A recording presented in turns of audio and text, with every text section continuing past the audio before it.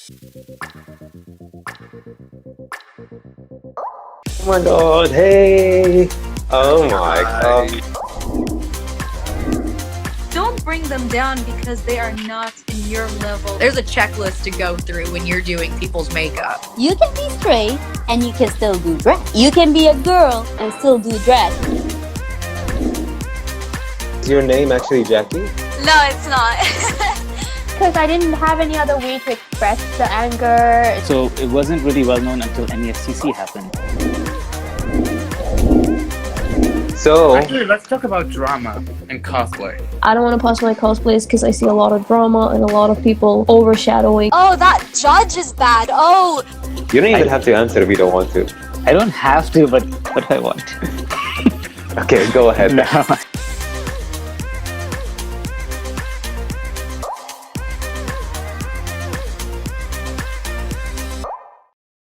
Alright, awesome. Hello and welcome back everyone to another awesome live chat, and today I'm going to be joined with a very special guest because this person is so creative and so unique and is also my best friend. So a lot of best friends this season. So I'm really excited to talk to him, and I'm really excited for you guys to ask him your questions. So many questions you guys wrote down for us to talk about. For those of you who are watching us on YouTube, welcome. And for Instagram, it's going to be divided into two separate parts. We're going to take a break in the middle, and we're going to talk about... Hey! Sorry. What's up? Oh, it's working. We okay? Okay. Oh, okay, that's Awesome. smart. Okay, that's how it works. Yes. We're going to be talking about a lot of different things today. Before you joined, I was telling them that you are someone that is very unique, and I'm not only excited to have you because there's a lot to talk about, but because you're also my BFF, okay? So a lot of best friends this live chat. I'm having a lot of my close friends on. And yeah, so where do we start? Do you want to wait until people join in, or do you want to go ahead and just like boom, boom, boom, boom? Oh, no, we'll talk about general stuff in the first 10 minutes at least, to keep the conversation going, to keep it fresh, the generic things that is a good intro. So then we get into the serious stuff. So this way it would make sense for everyone to then jump in the bandwagon, understand the vibe, the energy of what we're giving to the community and what is my personal experience. And so far, what I come up with in my perspective, I think. So for now, let's play it generic. It's cosplay. This is something we all have in common. It's like the origin. Yeah. The origins of everything. Yes. So we're going to talk about that, and we have a lot of questions from and topics to discuss from different people, which we will get into like later on in the video. Okay. So how did we meet? I feel like that's the first thing that we need to address. It's like, I think we met. I mean, it's really strange because when I started cosplay, I really, really went into the world of cosplay very solo. I had no idea what was I getting myself into. All I knew is that, all right, this is something I can do, and this is something that is fun. Trying, and that is fun, and I get to see other people do it. So it's hard to even interact with other cosplayers for two main reasons. A, you're too shy. That's the first thing. Like, oh shit, they're out of my league. This is the first impression you get. You don't know them. They're out of my league. So I'm just going to keep my distance. Second, which is the most interesting one, they tend to be, surrounded by crowds. So you had that energy. You were surrounded by people. I remember your Peter Pan cosplay, and I'm like, oh, that guy, big deal. I can't go say hi. Too shy. No. I have to pay this person just to say hi, probably. So that's the energy I was getting. So that's how it started. It's always small until it got better. At least that's in my opinion. I don't know how you. You were basically known as the Leon of Bahrain. That's who everyone knew you. Yeah, that spread like wildfire by accident. Like, holy crap! It was insane. It was insane. The debut with Leon was very overwhelming because I never ever really loved touching cosplay characters that are super mainstream. It is so scary. It's like saying, oh, you're now the face of Superman, for example, exaggerated example, but that's like too much responsibility, you know? So I have no Yeah. idea how I even went with Leon, to be honest. I think it's because it was just easy. It sounds strange to say this, but, you know, like, oh, it was just simple things that I could do, you know, to start with. You know, like, okay, equipment, jeans, boots, shirt. Like, the main thing was just weapon props, I think. And then even the wig, I was like hesitant about it because I'm like, oh, that's a lot of work. I'm not professional enough, probably. Can I use my real hair? Would that Your work? hair worked. Your hair Oh. did work at some. Yeah, the first 2 times I think when I used a wig, it was okay, but then I got comfortable with my, you know, hairstylist giving me the right approach to the hairstyle to match it in a way that is not too insane or too expensive, and it worked at that time. So this is where I realized, holy shit, it is so tiring to even handle just the wig aspect, let alone the other aspect of cosplay. The wig alone is like another ball game, to be honest. You know, like there's the makeup, you got the cosplay to worry about. So migraines were, not migraines, more like headaches were an issue for me. So 4 hours in, and it's always these two combos, tight wig net, Red Bull. These two were a bad invite to headaches after 4 hours. So I had a stamina of 4 hours. So yeah, that was my experience. It is not comfortable. No one said cosplay is comfortable. It can get very stressful, and I know I've been in your shoes. But like Leon was the first time when everyone from our friends group met you, or like everyone from our friends group know you as Leon. You're basically the OG Leon because that cosplay was like spot on, 10 out of 10. Oh And God, from that, every time people say it's perfect, I only agree with them a day before the event. I only agree with them a day before. On the day, it's bad. Give it a week, I'm like, I could have done better. This is crap. But it's okay, you know, like, this is the whole point. When you create art, you know, you love it for a while, but after 2 weeks, you look back, it's like, holy shit, that's cringy. I can do better now.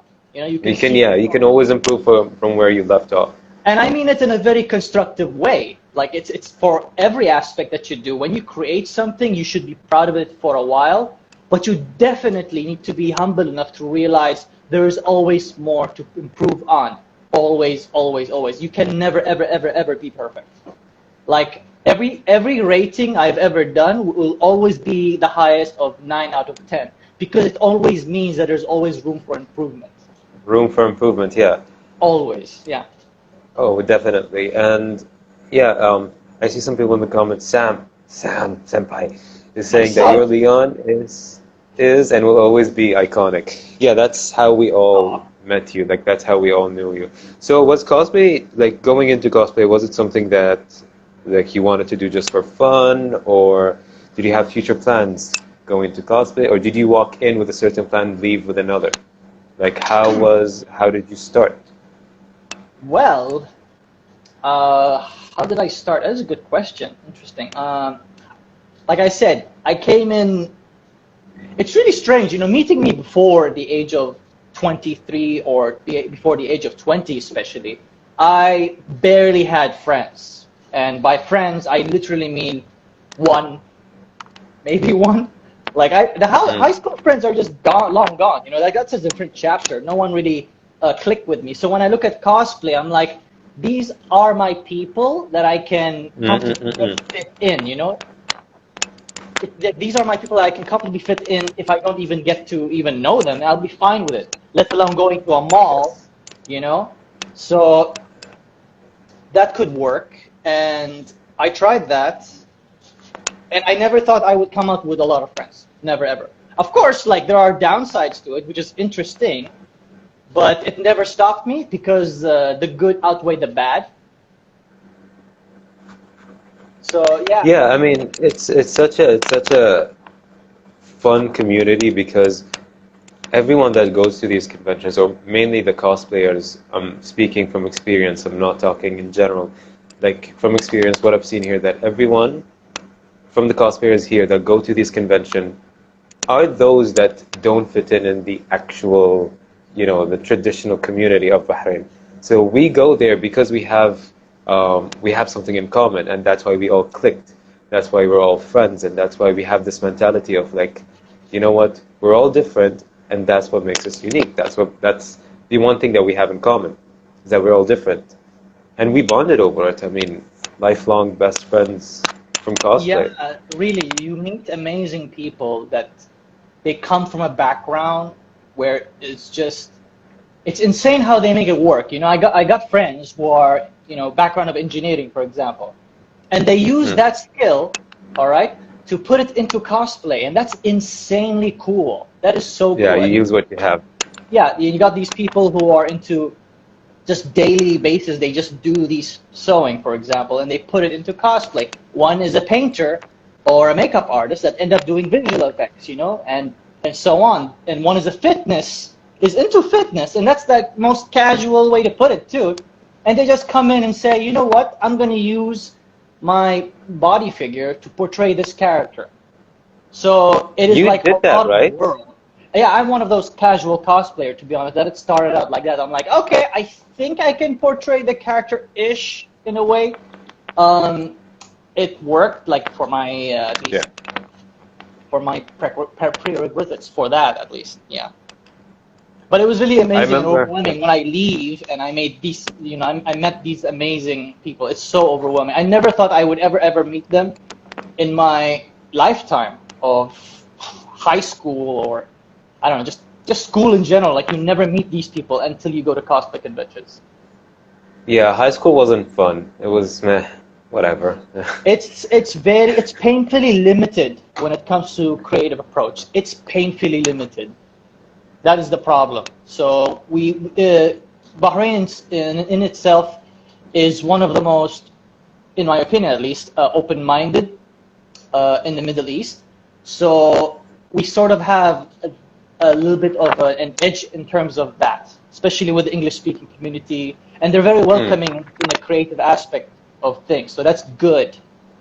So it's a very young community, and we're trying our best to see what works with them. We don't want to accelerate it too much, otherwise it's too overwhelming for the mindset. But then again, other people around the world, this is the norm. They get that. They get it. Ever since the 1920s, to be honest, the theaters and drama and mascots and Disney and all these are basically cosplay, and people don't realize that. So for them to say, oh, this is meaningless or pointless, it's not. It's literally the foundation of creative approach or creative art in all forms, not just one or two. It's infinite. It's crazy how people go there from a singular, set skill, and they come out with 5 skills. Like, wow, I can do this now. Wow, I can try this. It's fun to do this, because you get genuine appreciation from people looking for that kind of creative edge, not just your basic daily makeup, for example, just basic. Like it's a set. Yeah, like you said, it's like multiple things at one, like multiple skills at one, or like everyone is so unique and different, especially here. And I mentioned that yesterday in my live stream. We were talking, Reem and I, shout out to Reem. We were talking about like how in Bahrain the cosplay community is not as large as the other communities, but that could be looked at as a negative thing, but it's also a great thing. It's a positive thing, because we are not trying to be competitive. We're not trying to be the best crafters or the best whatever. Each and every single one of us, first of all, we all know each other. We're all on good terms. We all like have these separate types, like separate paths that we follow with our own goals. So we're not really competing with anyone. That's why there's not much conflict here. From outside, yes, but here, I don't think so. I think this is a good thing to talk about a lot of positive, but a lot of people overlook the negative.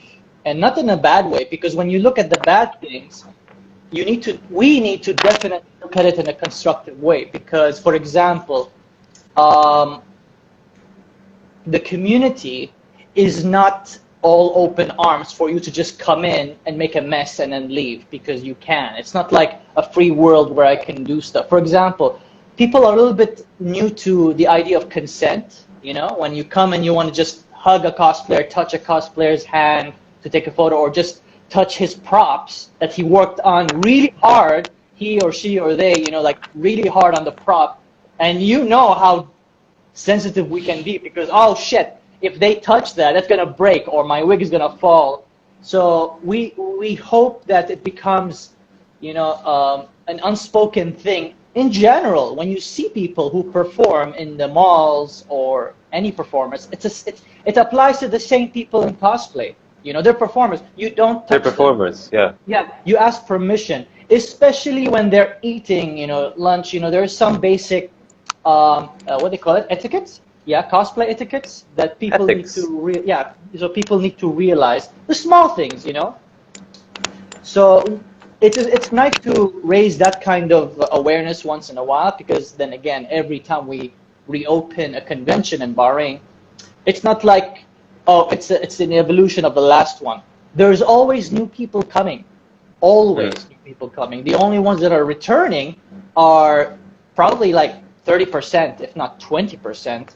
And that's not including cosplayers. Cosplayers always come because that's the only headquarters we have to meet up. You know what I mean? Yeah. And yeah, like you were saying, I agree with the fact that like every convention something changes, not only in terms of the community, but in terms of the convention trying to, you know, improve. And I hope that they really do take into consideration the cosplayers' voices, because we are the ones that see everything. We see everything from every single perspective. When we walk into the convention, we can tell what is organized, what's not organized, who's new here, who's not new here. Like, because we've been through it all from the beginning. And I believe that you're also a seasoned cosplayer because you've been into the cosplay scene. I feel like you've been into this before I even joined, if I'm not mistaken. Like, you were back in the OG days of cosplay in Bahrain. Yeah, the first Animania. I was there for like 3 hours and I left. 2010? Yeah, the first one. I went there out of boredom because I just saw it was happening. And I did my first cosplay there as Kyo Kusanagi. He's a King of Fighters character. Easiest cosplay ever, by the way. Just freaking jeans, gloves, and red bandana, to be honest. Just that. Oh yeah, the one with the white outfit. I just wanted to go in, you know. I just wanted to like fit in a way, you know. Like even if people don't talk to me, I just want to be in a world where it finally makes sense just to be there. So I went there for 3 hours. By the way, I met Bara for the first time. He recognized the character, so that's pretty cool. And 3 hours later of just walking around like an idiot, like a goose, or I don't know. I left, I think, 5 p.m. without knowing that there was a competition at 7 p.m. I think it was 8 or 7 That's early. Yeah, I didn't know. I just got bored 3 hours later. And I saw the newspaper. I'm like, oh, aha, there was a competition? People do that here? Oh well, like, at least I experienced it. So that's nice. Yeah, conventions are always fun. I honestly really miss conventions, and I miss like the whole vibe, you know, like I miss us gathering and just having fun. Speaking of like relationships when it comes to cosplay and getting to know people, we have our own squad, and you want to tell us a little bit more about your partner and how you guys met? And I believe that was because of cosplay. Yeah, it was because it was from cosplay, right? Yeah, this is a topic I wanted to probably leave it for YouTube, but I can definitely talk about it casually. Okay. You know, like my partner, my fiance, Ara, was not the first cosplay I dated, for example. Shout out to Ara. Shout out to Ara. There were other cosplayers in the past that I, you know, we tried. You know, online dating. I'm more into online dating, to be honest, because I like to know the person carefully. I'm more of a demisexual, meaning, you know, taking my time, getting used to the person. That's my preference, at least. But with Ara, how we met was through hashtag, to be honest, on Instagram. Because because I saw this really cool character named Yukishima. Yukishima. I don't know if I pronounced it right. On an anime. What's it called? Shit, I forgot. I will get back to that when I can type it a bit when we have a break. I'll get back to you on that. Yeah, basically, I typed that as a cosplay. Like, I want to find a cosplayer of Yukishima. I just want to appreciate that character. So I typed the hashtag of Yukishima cosplay, and I found Ara's account. And I think it was 2016, probably. So that's like 4 years ago. And I found the cosplay. I'm like, holy shit, this is proper cosplay. So I just left a comment, you know. I just left a comment, a compliment. That's where we end up following each other. But we never talked for like, I don't know, 6 months or 7. We didn't really talk until I put those dumb Instagram stories of me doing random skits. Because Ara was one of the first people to say that I'm an idiot in a good way. So I was like, you know, on my high chair, like, how dare! So that's where we ended up, you know, talking about cosplay a little bit, and yeah, that's where we kicked off, just casual chatting. And now you're engaged. And after, yeah, now I'm engaged. I'm gonna move to UK, which is really emotional too. See, people, LDR does work. Sometimes. It works. It works.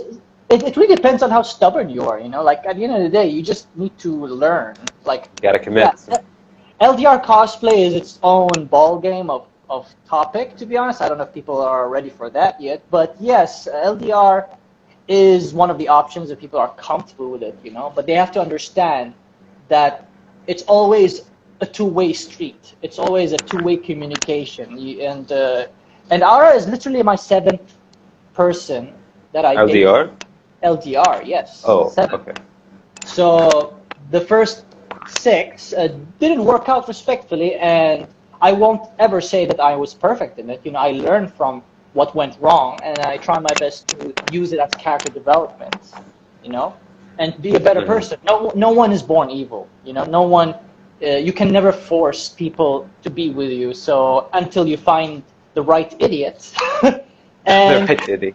yeah, you just need to find the right idiot stuck in a tree. So, you know, and apparently I was the guy that was stuck in a tree, and Ara found me by throwing an apple at me. So yeah, 7th was the charm, and it works if you're stubborn enough. I was just too stubborn. I just prefer LDR, and it worked.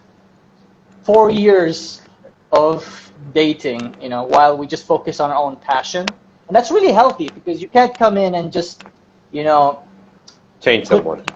You just can't put LDR as the main highlight of your life. What makes a person super interesting is your own passion first and foremost. That's why me and Ara, we have our shit together, because we have a dream to achieve, and we find a way to connect them together. So I think that's something really everyone should try to. It's very inspiring. It's really inspiring. It's crazy cool, you know, when you figure it out. Sometimes it doesn't work. Some people just be in LDR and they don't really have anything in common in terms of creative approach. It could be something separate, but their LDR is just genuinely passionate, you know, love and friendship, but without their career background or, you know, creative approach. That's okay. But in our case, we do have cosplay, so we still do it. When we get the chance, especially if I move to the UK, I get back onto it 1000%. Now I can't because half of my stuff is in UK, and now most of my stuff is also packed, ready to go since, I don't know, 3 months ago. So it's like, it's hard. People are Any thinking, minute now. yeah, and people are thinking my account is dead, and I'm like, nah, I'm just patient. I'm just that confident of what I have in store, you know, like.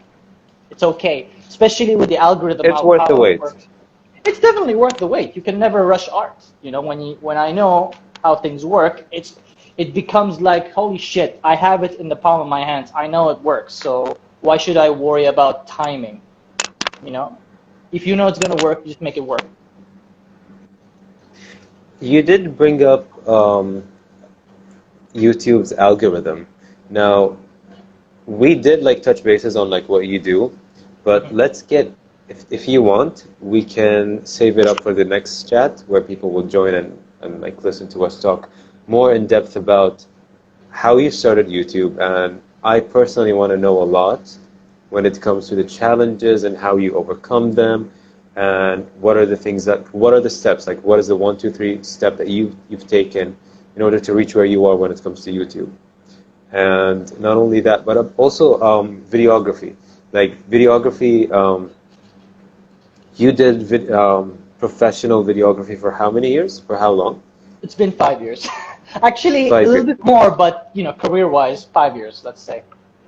Yeah, and like how that was such, because I believe like you got lucky, because that is something that is very crucial when it comes to content creation, especially when it comes to YouTube. Yeah, it's actually more crazier than that. I joined a creative agency as a person that literally just posts stuff on Twitter, like Facebook, just as a content to post. I didn't even create them. I just post them. That's how it started. The video editing is something I proposed. Like, hey, I could do this. I'll just bring my PC. You know, I literally carried my PC to the office on the 14th floor just because I could do it. You know, and then it kind of shocked the entire office. Like, what is this guy doing? And that's where I got promoted, to be honest. Your like, PC? I brought my PC to the work. I was the one who just freaking showed them that I could do it, but not out of like proving them. I just wanted my workflow to be quicker. Like, hey, I could do this. Like, why are we waiting for someone to outsource it if I could just do this in like, I don't know, 10 minutes?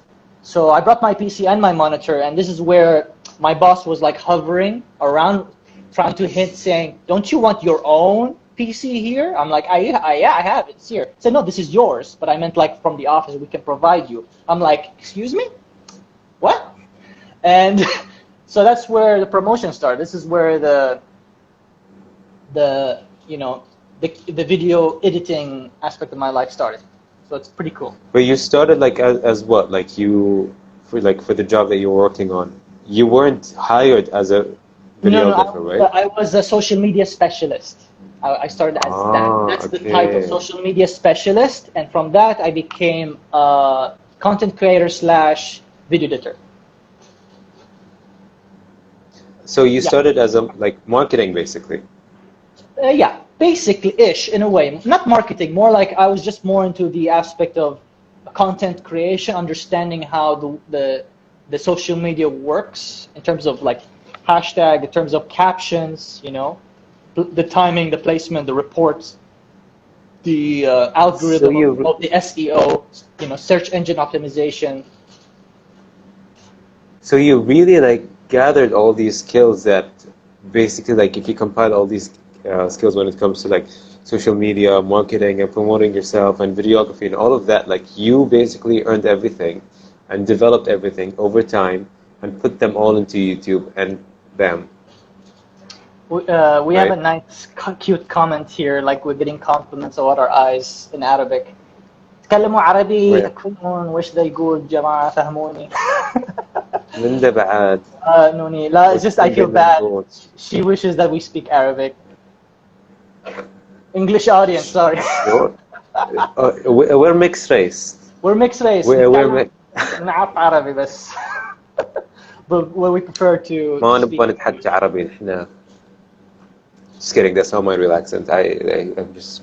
Oh, that's cute. Okay. There's someone helping. Yeah, to translate. So sweet. Thank you, Yami. يتكلمون عن الصناعة محتوى كيف بداية. Okay. Yes. Yeah. So wait, you were saying something. I accidentally interrupted you. What are you saying? No, I was saying that like you gain these skills over time.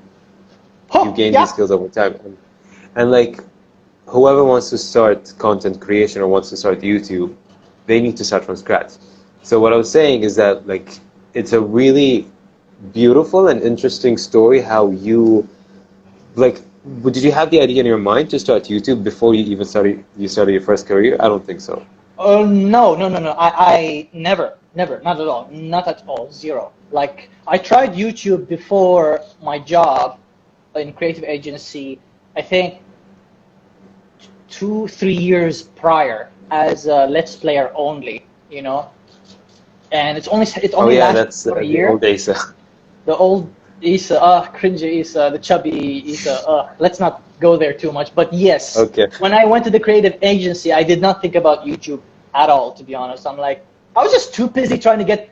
I was busy trying to get my life together, to be honest. You know, like figuring Midlife out crisis. life, midlife crisis-ish, sort of. But yeah, the creative agency was, I think, the most miraculous thing ever, because I was surrounded by people who are, you know, designers, photoshoppers, illustrators, you know, freaking, you know, video production specialist.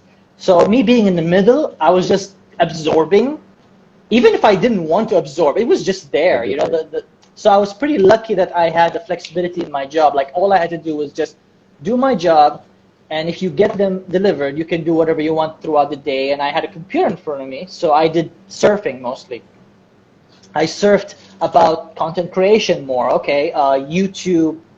I don't know the aspect of video editing, just the basic stuff at least. Because I started with a very, very, very limited program that is beginner friendly, which is Sony Vegas. You remember that? Sony Vegas Pro, yeah. Yeah, Sony Vegas Pro. At the time, it was amazingly easy to get in, but I had so many problems with it, and I didn't even realize. I thought it was normal, you know, because it's what I was given. But I realized later down the line that I was going all through this headache because I was in a wrong software. You know, people wanting stuff from me that just couldn't be given through this limited Be software. executed through. Yeah. Yeah, it's like someone asks you for animation and you have paint, you know? So you keep doing paint as each frame and then put it in Windows Movie Maker. That's possible, but that's a mistake. That's and like the hard way. Yeah, That's the hard way. Yeah, I was like Juha, basically, yeah. You're taking the hard way. Maybe like you needed After Effects? Oh God, it's at the time when I had this accidental person who just came. He was like a professional videographer. He's from Poland. His name was Adam, and the first thing he told me was, you need to get used to what they call it, Mac. Everyone mostly was using Mac. I was one of the few people who was using Windows. So for them to tell me you need to learn how to use Mac was like someone telling me to learn how to program. It was that bad. I'm like, I don't understand the language of Mac. I don't even know how to navigate a Mac, you know, and how do you expect? And they said, you have to. You just have to. Like, this is what Adam told me. I'm going to give you a Mac and for you to just browse, just freaking browse. So when I started that, like a baby, you know, and then he slowly introduced me into Premiere Pro. And he was so sweet because he did it genuinely out of just being a mentor, you know? Like, he wanted help in producing videos, and he gave me these responsibilities to the point that he made me animate a logo from a telecom company, like a proper expensive animation worth of, I don't know, maybe 800 dinars, and it's just it was just like 4 or 5 seconds. Like, they make money off of it. I don't get to keep the 800 dinar, not at all. No, they just overuse me. I just realized this late, like, holy shit. Like, my 15-second video, sometimes they sold it for like 300 dinars. Like, that's like the minimum, for example. And I had no idea. I was just happy learning, and I was just happy content creating as I go, until I'm like, you know what, I'm ready to grow. And I realized there was a limitation of what I was doing. I wanted more industry standard, you know, industry standard. So that was the goal. I did not want to be one of the good ones around Bahrain or Middle East. I wanted to be industry standard, meaning if you go around the world or even apply in any professional video production company like Hollywood or whatever, they would actually, you know, give you a chance for an interview because you're industry standard. People need to realize that concept. A lot of people think, oh, I can do this, therefore I'm the best in the world. It's a very problematic mindset. A lot of people have this instant gratification. But that's like, again, another ball game of stuff to talk about. But yeah, am I making sense? I think I'm getting Yeah, hyper. you are, no, you are making sense, and I'm getting like so drawn into it. Like I'm basically imagining myself through this entire journey that you've been through since the very beginning, Yeah, which I mean, again like, brings us back to the YouTube thing, which is the oh yeah, current thing that you're doing. Mm.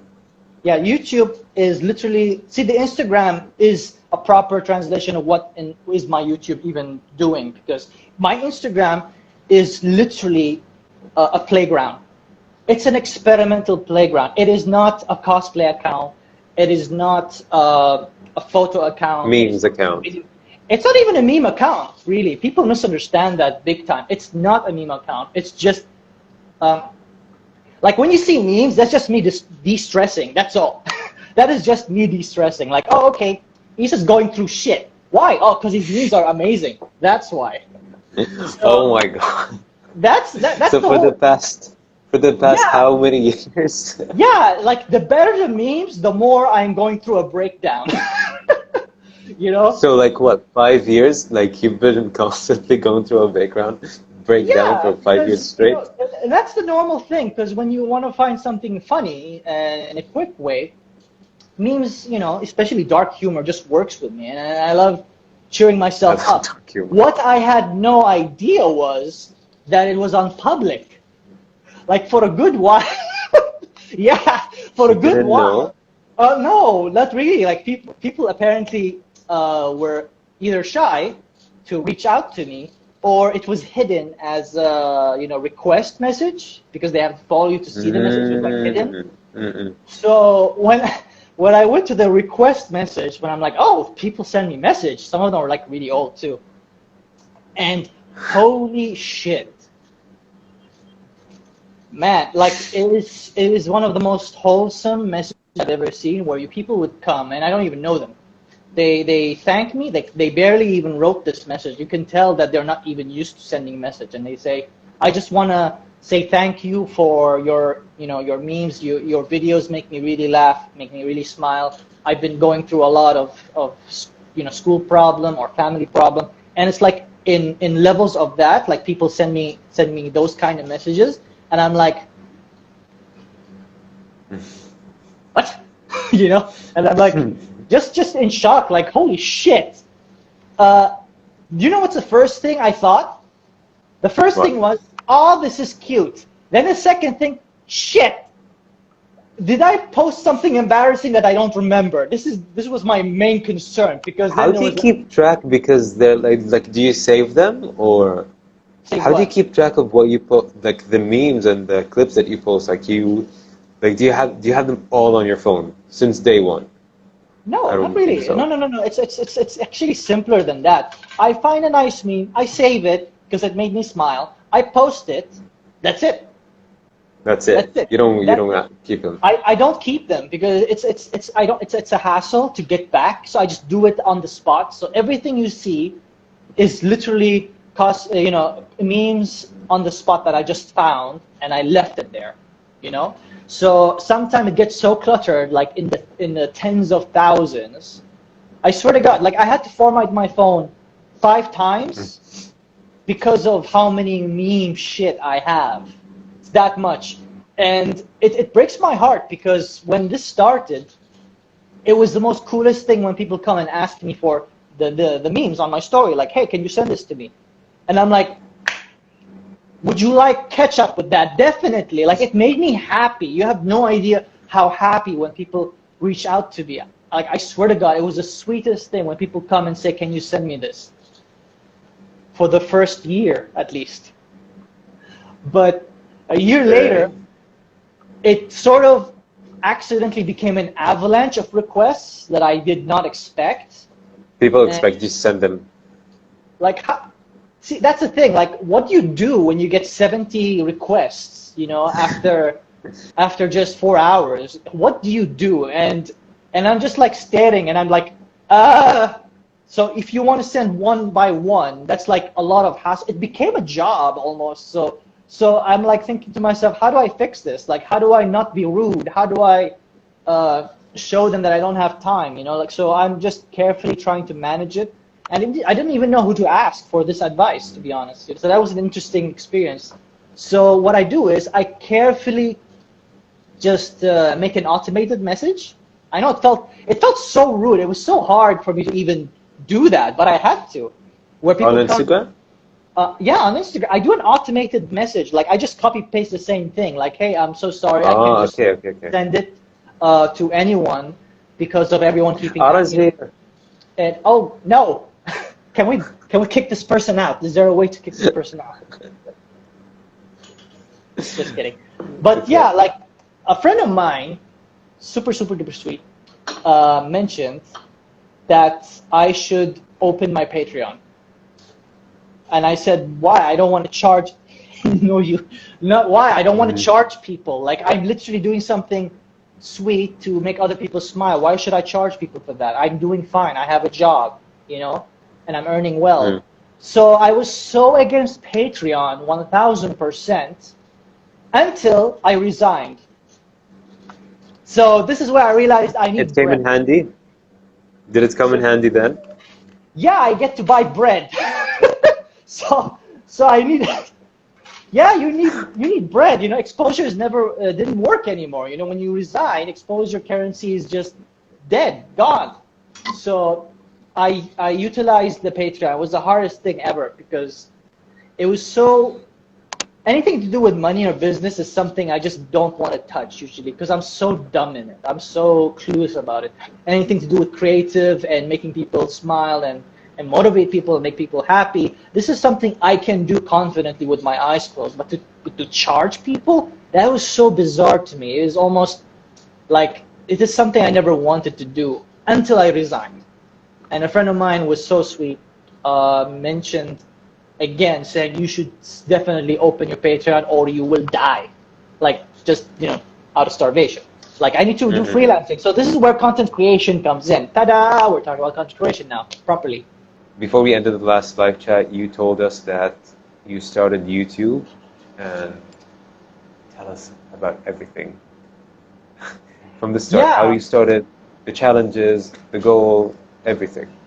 Challenges. The challenge was literally starting. The hardest part, people really underestimate this.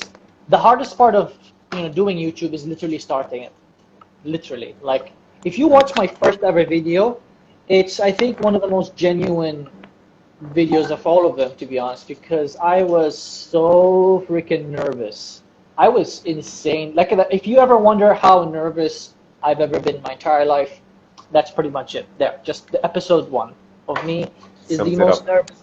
Yeah, I was so hyper too because I think I had 4 cups of coffee just to keep me going. So, and it's not just any coffee; it's also those strong coffees. So 4 cups of coffee just to keep me going. It's throughout the day, not all at once, of course. I didn't want to have a heart attack, but it's all throughout the day.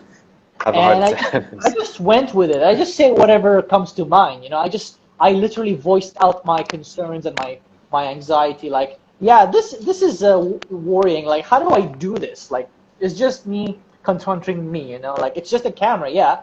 But I think one of the coolest things to make your process so, easy is literally just imagine there is a very passionate, curious person just wanting you to talk, just wanting you to just go with who you are, and that's how you start. So when I started, was this the first time, or like was this a comeback? Are you talking about the comeback or like the first time? The first time is just a random Let's Plays with really horrible quality of webcams. Like they don't really count. It's just me thinking, oh, I could be a Let's Player if I just play games and that's it. Like I thought it was just that easy. But I don't even count it. Like it was just me messing around, to be honest. So, there's new questions coming. How did you decide on your niche for your content? That is a good question. That's a good question. I think it's very similar to the ones that we have. Yeah, because I think it's one of those content creation question anyway. It's really good because niche is super duper important. I found my niche. I'm pretty happy with my niche. You need to just first of all start, and most people just do start. And then you have to narrow it down. You don't have the energy to do everything. You just have to narrow it down with what works for you, that communicates with you best. And people are really intelligent. They can really tell what works. You know, like, oh, if I do, let's say, horror comedy and people love it, you know, it's because it works. You know, people love it. It's horror comedy is something I could do. Okay. I'm like, all right, that's a niche there. That's just one niche. But sometimes you want to do all-rounder, and you're free to try. You're free to do it. But the problem with you know, YouTube is that it's insanely saturated. And not just YouTube. I'm talking about cosplay too. Cosplay or content creation is so saturated, like it's no longer 2010 anymore. You know, if it was 2010, Yes. sure, you can do whatever you want. Try your luck, you know, and wait till you grow. And how it works is There's more fish in the ocean now. oh God, it's not an ocean anymore. It's a freaking solar system now. You know, it's that much compared to 2010 and now. People don't really see that, and it breaks my heart because a lot of people lose motivation when they do content creation, when they do cosplay, and they think they are doing everything right. And believe me, you see people that are so talented, you know, in everything they do, but they lose motivation because they don't get the right exposure. You know, it's so unfair. This is one of the reasons why I don't like, you know, Instagram. Something's wrong? What's up? No, I'm like, that's me basically. I lose motivation when okay. it's come through. Yeah, but I already figured it out. Like I realize that what works, what doesn't work, and it's shocking. And I've told a few close friends, like, just do this. You're gonna be shocked with the result. You know, like if you try this. What I'm gonna say now is probably one of the most powerful advice, and you will have a hard time finding this. Like, unless if you go through, I don't know, weeks and months of, you know, digging the truth. This is one of the most powerful advice I will ever give right now, and it's up to people if they're here to see it or they're gonna see it later. Is this any, and I mean it, any new platform that is young, that just come out, experiment on it like it's the only thing you're ever good at. Experiment. That's all. Because every time when there is a new platform that comes in and it's fresh, and you jump on the bandwagon and try it, you need to try it with all your heart.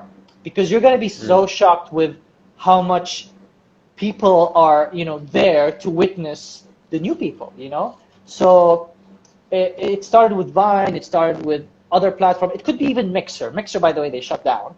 But when Mixer started, it's a streaming platform like Twitch. Ninja joined their example. You know, like it shut down now because they didn't have enough people. But even with that, when it started, I would highly encourage people to just try it because it's new. So if they keep their eye open for any new platform, they need to experiment. That if they're looking for exposure, I mean, you know, like for their talent, for whatever. But to try the mainstream one is really hard because the mainstream one already got what they want, which is popularity. So Facebook and Instagram is all about two things. You know, it's either you have the money or you have a marketing agency to do your job, and both of them require quality content anyway. You know, you can't go in with marketing, or you can't go in with money if your quality content is crap. You know, like it's useless. So if your quality is good and your content is good, then it's worth investing, you know, in terms of either from your own pocket or hiring a marketing agency to do it for you. Or it could be a one-person team, it could be a 5-person team. But you have to come in with a plan, you know. It's like, it's not just, oh, I just have like 100 dinars just to give it a shot. No, this is literally almost like a part-time job. And I've noticed a lot of, you know, popular content creator or cosplayers, they knew the risk, they knew the long-term plan, so they strategized, they be careful in advance. with what they say in advance, big time in advance. They actually hire, it's even smarter to just hire a professional to sit down with you and explain to you, all right, so you're good at this, I'm going to give you a blueprint, okay, of what's to come, what's going to cost, I'll take good care of you, you're going to be the face of your brand, but I'm going to take at least 40%, you know? And this is very popular in the society of, you know, USA, for example. You know, it's everywhere. This is so normalized that when you go there and you're good at something, you will have a random person at the party tell you, hey, Would you like an agent? Normal. It's very normal. And you'll wonder what the heck. Like, people start so young at 17, 16, and they know this thing. You know, it's a thing for them. It's so normal to have an agent. But because we're in Middle East, or sometime maybe even Europe, it's not normalized, so they don't know what's the plan here. Some people get in lucky, you know, like Markiplier, PewDiePie when they start, but when it becomes... They don't need a, yeah. No, they don't, because they came in the right time with the right package, you know, like with the right attitude and mindset. They're really patient.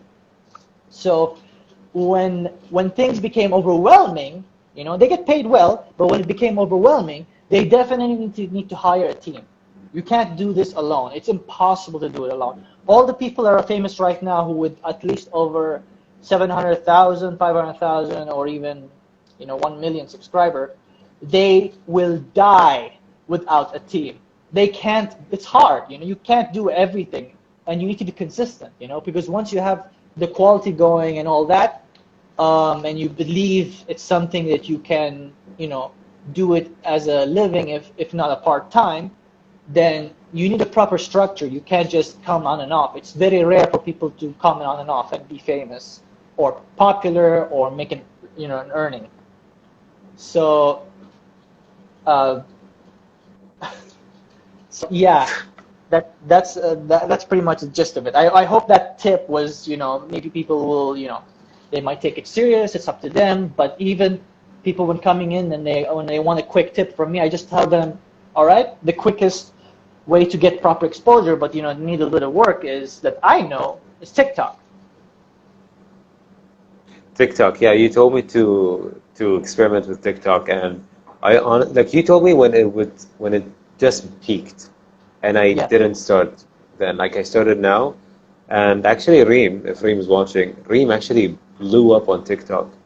Like she has an entire fan base that follows her, and it was because her strategy is to target the Arab audience. Now, this is something that is not on my book when it comes to strategy, and that's a whole other discussion. But her strategy was to target the Arab audience, and she did content in Arabic, and she immediately blew up. She has like almost near 100,000K. Like she's over there. And if she keeps doing, she'll keep having maybe even 1 million, you know, followers. If she can. Yeah. I just saw a nice comment saying sometimes the agent is not fair. This is very true. It's insanely true. Like, it is dangerous when you sign a contract without, you know, a lawyer. Never, ever, ever, ever sign anything without a lawyer, or at least a close friend to watch out what you're doing. Because a good example is, if you remember Ray William Johnson, he used to make reviews on memes, and he blew up big time. Big time. He was funny. He was very catchy. He was from a channel called =3. Like, it's one of the most fastest growing channel ever. But then he disappeared. The reason is he disappeared is because his agent took advantage of him so badly that he barely earned anything, you know?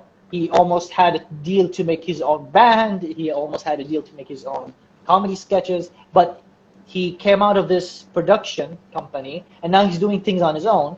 That's up to him. And he's slowly getting back. It's not easy because =3, as a team, it worked, you know? But then again, it's also a perfect example of how agents can really ruin your passion. So, yeah, =3 was good in those days, but now if you watch his content without a team doing it alone, it's almost like you're watching an amateur person trying to be funny. See, so that's why I say when you have a team, the right team, this is the right word, phrasing.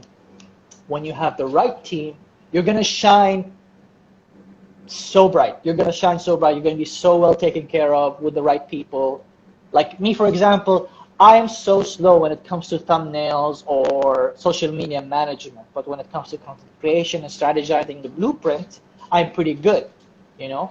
But setting up for cosplay or makeup or, you know, what they call it, production design, I'm pretty slow. But I have a team, Ara, for example, can handle that for me. It would make my process so smooth and well. And yeah. Shout out to Ara. Shout out to Ara again, being the superhero of my workflow. But that only will come in the, what they call it, in the future, when in a month time or two, once I'm in UK and I adapt there, then I can get back to, bringing all these content. By the way, thank you all for the comments, guys. Yeah, he's trying, and it's not really funny.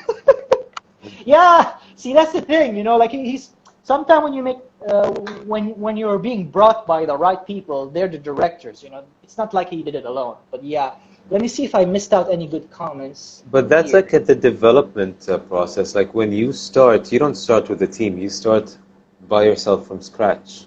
Yeah, definitely. Like 100% by yourself until you slowly develop. Like for now, I would say that I am doing stuff from scratch. Yeah. Yes, that's a great But thing. but I am getting like tips and advices and help from like multiple people, including you, when it comes to like strategies, setups, Yeah, it never techniques. ends. It seriously never ends. This passion, but you need to be aware. Like, don't let the marketing side of social media overwhelm you. Just keep your passion good, and if you can at least bring two things to the table, which is your passion and consistency. Everything else doesn't matter. Consistency is very important. Don't ever worry about hashtags. Don't ever worry about titles. Don't ever worry about color grading. Don't even worry about audio even. Don't worry about your equipment. If you have these two, I promise you, people will literally, if you post on Friday, for example, always, good or bad, and you have a deadline, people will come with popcorns, with friends, in the living room to watch your stuff. So you can imagine how it will break their heart when they realize there's no... You're not going to post on that day. So that's like really painful. This is why I have so much respect for the viewers, because holy crap, they're not just there because they're curious. They're literally there because they're realizing that everything we say resonates so well to what they think, It resonates so well, despite language barrier. There's so many people who just shocks me that I lived for so long in Bahrain, and I had no idea that there are people that are genuinely 10 times more talented than me and you combined. Seriously, but they're hidden. That's the magic of these. They're like X-Men, but they're really hidden. They're like level 5, power scale, but they're so not into the cosplay community. They're just hidden, but they're so talented. Even the mindset, or just the mindset alone, like they have so much ideas to share to the world. This is why I always tell all content creators, never ever underestimate your viewers when it comes to, common sense. Yes, there are people who are like, not on your good side. Sometimes there are haters and toxic people. You don't have to worry about them. Like they'll always be there whether you like it or not. They just get bored, they move on, and there are new haters that come in. They never change. So they're just like birds passing by. So you ignore them and you focus on the people that matter. You focus on the people that are genuinely coming into the world, learning to be a better person. And this is where I just want to say real quick for everyone out there, when they see this, I want to invite people to learn to be a better human being first before jumping to be a better cosplayer in the community. This is where things get... Yeah, because a lot of people wonder what they're doing wrong or why they end up in the wrong places, because there are people who think, oh, no, it's because he's jealous. Oh, it's because that's toxic. No, first, let's sit back and relax and think. What is wrong with the situation? It's situational awareness. There's so many perspective that's happening. Like people forget that. So we are not. The community just is begging for the common decency. Being humble, and not just any not just the cosplay community, any community in general. When you go to, I don't know, a freaking museum, you don't go there screaming. You just be there as a human being first, and then appreciate the art. So it's the same with the community of cosplay. You come there with general etiquette. I think that's what's lacking. is just general, And personality. Personality plays a major role. Like having a vibrant personality, or having a personality that is relatable with people, rather than having a fake personality, or like trying to embody something that they're not, or like trying to be misleading in a way. Well, no, see, that's the thing. No. When you want to come to the cosplay world, sorry, I want to fix what you said. I know what you mean. Go ahead. Let's fix that. Go When ahead, you come to please. the world of cosplay, don't worry about being vibrant cosplayer. Just be a better human being. That's all. You come into the world, have respect for everyone, and there are people who are going to be mean to you. But it doesn't mean that you're doing something wrong, because you're doing your part trying to be a better person, So it's not that the community is toxic. It's just that there are a few people that they don't see it, they don't realize it, just because. Anyway, back to what I was saying. I think I'm accidentally. Just because what? Yeah, I'm Just because what? Because a lot of people come in, and they think they own this place. Because a really problematic way to look at it, and I've known I've personally known some people like that. They come from a very sad background, and I mean it in a good way. Sad meaning very introverted, always treated badly. So when they go to the world of cosplay, they can finally fit in, which is supposedly a good thing, right? Yeah. But they bring their negative aspect of like the negativity with them. Yeah, the negativity with them accidentally, because the community loves me, this is where I belong. Therefore, I am now the queen here. This is my world. Because you rule everyone. Because back in my school days, no one was nice to me. So now I'm in the cosplay community. Everyone needs to bow down to me. See the problem here? So it's like an inferiority complex. It's an inferiority complex. And I've noticed a few of them like that, which is unfortunate. Like, it's not their fault, but it's nice to, when a person comes and say, I want to talk to you in private. And I've done for a few people like that. And it's not a bad thing. Just it's bad when you embarrass them in public, so you don't do that. So I would, grab a few good people and just put them in a corner and explain to them, hey, don't do that, because people will look at you differently or look at you funny. Half of them are so appreciative of my advice, because I don't want to embarrass them. I'm just telling them what I see, and I could be wrong, and I'm telling them, like, hey. And that's always the right thing to do, is to like take them aside and like try to sort it out. I try. Like I say, this is what I'm noticing. If I'm wrong, tell me, because I would expect the same from you, because I might accidentally cross the line. So I would expect from close friends to also stop me. And there's no shame in it, because we're always growing. If I were to compare myself the first time I was in cosplay, holy crap, I wish I could slap myself 10 times, because I was so cringy. And that's nothing to be ashamed. This is the issue. People coming to the cosplay community thinking, this is my stage. Therefore, I'm better than everyone. Therefore, I technically think I am a professional cosplayer. It is not the right attitude at all. This is not what we want. We want realistic people who come there, trying to bring something new to the table just by being themselves as a human being first, and then as a cosplayer second, with a passion. That's my favorite thing in people, when they come in just realizing, because I've met people that I thought literally were really bad people without even knowing them, but accidentally they become one of the best people ever. They just have resting bitch faces, for example. I don't know if you want to beat that out. It's not their fault, but I'm like, wow, I thought this person really hated me. But they're just great people. But it's okay, like you always have 2 out of 10, those people that they're still trying to learn to be a better people. But that's not my responsibility, My responsibility is to just be myself as much as I can, and try my best to, remind people that the cosplay community is like any community that wants to invite people to be a better human being first. Second, a passionate cosplayer. Wait, that deserves... Hold on. Give me a minute. Hold on. Wait. Everything that you just said. No. There you go. Wow, wait, that's a lot of fun. That deserved a clap, because what you just said right now needs to be recorded, saved, and broadcasted. into the universe.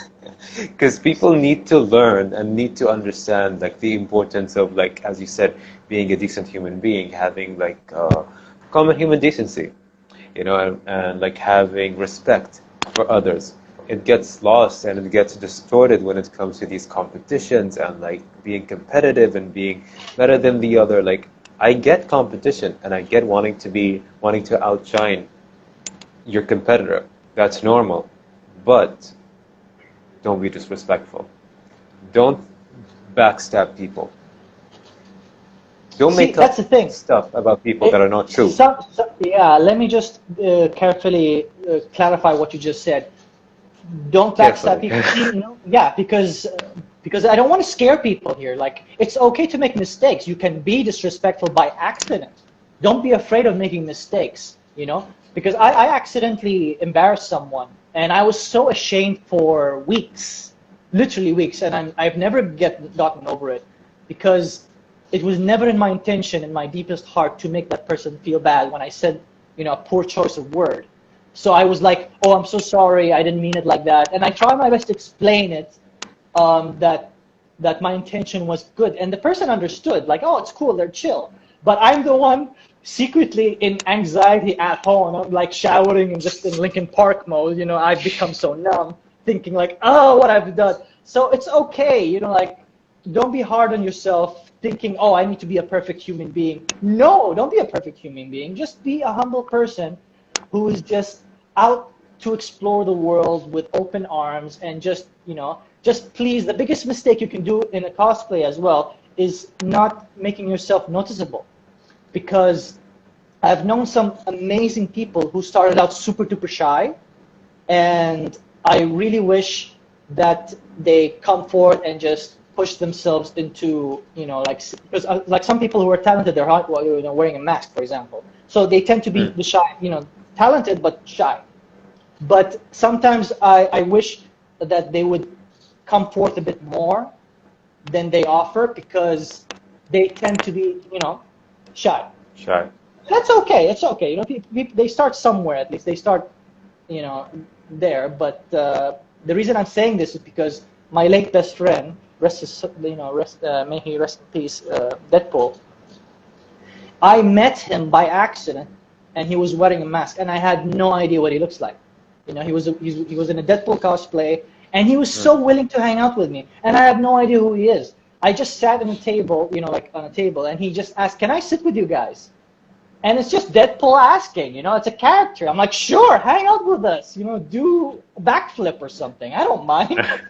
And he kept hanging out with us, and I love that so much. And he's so shy. Like, his background has nothing but being shy, but when he wore a mask, all that shyness is gone because he was wearing a mask. So that's something I want to tell to people. Like, if you're shy or too shy or too anxious, start with a cosplay wearing a mask, and you will be shocked with how many friends you make just wearing a mask, because the confidence is insane. Like, the insecurity is less, or makeup, face makeup. Makeup, wigs, like anything, just changes your features when you become a different person. Yeah, because it makes it easy for those who are too anxious. Yeah, I've met so many people who are wearing masks. They tend to be the most confident, crazy, because they're wearing masks. That's okay. It's cool, a superhero. It's a Superman cape, basically. Yeah, a superhero in disguise, basically. Yeah, I think we're accidentally getting off topic. Should we? No. I think what you're saying is very, very important. If you want, yes, we can get into the. I don't know how to pop in the responses that I got on that post, so I can just read them out loud. And yeah, just read it out loud. Don't put people on the spot. You don't have to. I just wrote real quick on the people's questions. Okay. And I just want to say thanks to the comments. These people, I don't even know them, and I think they're new people. Hello, everyone. Thank you so much for being part of this conversation. I'm so glad to know you. Some of them, like, they're on my side getting to know you, and your side getting to know me. And we're just two idiots that accidentally met each other, and we end up being close friends. And I wish we had more time to be together. And this pandemic just made things really worse. But yeah, we're going to answer some questions you guys asked. And if you want more, please leave in a comment, any questions. The comments down below, yes. Yes, I will be reading it as much as I can, and you will not be ignored because I am so freaking nosy. Anyway, let's just throw in the questions. Okay, I'll start. Since we're in the topic of like YouTube and content creation, someone is asking, how do you plan or decide what to put for your YouTube content? How do you plan or decide what to put? Okay, it depends on the niche. See, that's the thing. When you want to, I'm gonna assume this person didn't even start YouTube. I'm gonna assume. So I'm also gonna assume that this person is started as a cosplayer and maybe into gaming-ish. It depends. So how you start is keep in mind, do not be afraid to try at least three different genres, because you have playlists. Keep in mind, in your YouTube you have a playlist. If you're into gaming, all right, put gaming on that playlist. If you're into comedy, put comedy on that playlist. If you're into talking or sketches or podcasts, make a playlist there. However, keep in mind, and this is a good tip, by the way, believe me, every thumbnail speaks a language. If you're into podcasts and you make your thumbnail have sort of like an energy of, I don't know, vibrant red and it's podcast, it will make the feed look beautiful. Oh, anything red as a thumbnail, like it has a line that is red or a caption that's in red in the thumbnail, you will immediately, it's like you're branding yourself. It's like you're subconsciously telling people this is a podcast. Or if you're into Let's Play, for example, you make it in a way that communicate it's a Let's Play. So you put in the thumbnail that's something to do with Let's Play. Why does this matter? Because people forget that thumbnails is still a visual language here.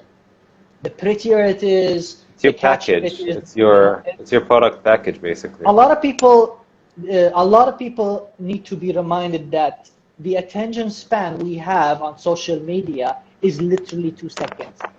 That's a statistic that is proven. Yeah. I come from a background of 5 years of social media specialist, and I'm telling you, the attention span in the social media is 2 seconds. Proof? Well, how often do you scroll and the attention that you give is literally 2 seconds until you're interested, right? So you're like, okay, interesting. See, it's around 2 seconds. So you have 2 seconds to catch the impression of a person, but they're not probably going to read it. They're probably going to look at the picture first. So need something visual. So if you treat your YouTube feed like it's an Instagram feed, aesthetically, you're going to go a long way. So it'll be very attractive. So when you start, I think, back to the question the person asking, let's end it there. When you start, try your best to start with you. Who are you, as a person, whether it's just a face cam, whether it's a face cam, whether it's just a voice. Because believe me, there are famous Let's Players that only freaking talk on a Blue Yeti mic. They don't ever show their face. Good example, the Rad Brad. I've known this guy for a very long time, and he's a Let's Player. He never showed his face in those days. And he has, millions of subscribers, by the way, the Rad Brad. I used to watch his Dead Space series. Oh, my God. So, yeah, when you start your YouTube, you passionately, genuinely show who you are, give us an idea of what you do, and for the love of God, please make it catchy. Don't make it boring, because a lot of people, again, they're in a hurry. They love seeing 3-5 minutes intro, 3-5 minutes video, and you gotta be snappy. You gotta have a good comparison of other people, how they start their intro, first video, and then you slowly strategize, like, okay, am I gonna do it once in a week, or am I gonna do it every other day? Make a plan. My advice, I'm having like a low 10% battery. Yikes! It's good thing I have an iPad backup. Hold on a sec. That's all right. 1 second. Do you wanna switch to the iPad? No. I have an idea. Hold on a sec. Let me just place it. Can I do this? No, wait. That doesn't work like that. I'm just charging at the same time. So Yes, back influence. to what was our point just now? Shit, what was I? I got stuck. Like when it comes, you were talking about the importance of a thumbnail and the strategy. And no, Yeah. sorry. You were saying because the question was how do you decide on your content? Like how do you create your content? And you said that it basically like has to be about you. Starts with you, and then you slowly try once a week. That's my advice. Once a week. Why? Because you don't want to overwhelm yourself. In this once a week, patterns, because you tend to learn. You have time to learn. You have time to reflect. You have time to breathe. You have time to edit. You have time to research. You have time to do your part-time job, your exams, and you only do it once a week. You have time to upload even a day before just to be safe. So you have time to do the thumbnails. Try once a week. If you can do quicker than that, yeah, then you slowly, up a notch. All right, I can do twice a week. Sorry, yeah, twice a week, yes. But start once a week, because I promise you, you will have less anxiety. You'll freak out much less. You will be so happy, and you might even add amazing, editing skills. So once a week is the best. Every day is really bad. Only do every day if you're on TikTok. The algorithm loves TikTok that. really requires you to post constantly, non-stop. Like multiple posts a day is what is very beneficial on TikTok. Going back to the YouTube point, are you still there? Okay. Yes. I'm gonna plug in my charger. I don't know if nobody knows about this, but the first time I attempted to film my YouTube video was with you, and we filmed something completely disastrous that had to be deleted. Do you remember? I have a memory of a fish, so that's the problem with being It was sometimes. a disastrous time. The blue wig. Because we went in with absolutely no script, no concept. It was just like, it was supposed to be an intro video, and it was just like a mess. We were getting tired. It wasn't working. So here's the thing. Trial and error is very, very important. That video was completely deleted. I filmed a video by myself and I posted it, and it's private now. No one can see it because it's so bad that I get a seizure every time I watch it. Then I slowly started experimenting with facts, with reviews on shows, with like the origins of so-and-so. And it slowly, like, everything was just an experiment. Till this day, like maybe recently, I found my niche and I found what people really like. But I have been experimenting since the very beginning, and I'm still going to be experimenting for the upcoming 2 years, because I love content creation, but I don't have a specific category that I fit into. It's cosplay. You'll get into it when you get there. A person said something interesting. PewDiePie posts every day. See, that's the thing. When you have 100 million subscribers, you could literally do anything you want. You can literally have a black thumbnail and not worry about titles if you have that much. Because everyone's gonna watch it. Because everyone's gonna watch it, like regardless. If it's even you just silence staring at the camera for like 10 minutes, they're gonna watch it. PewDiePie is not a good example because it is one of those rare cases where he started with all effort.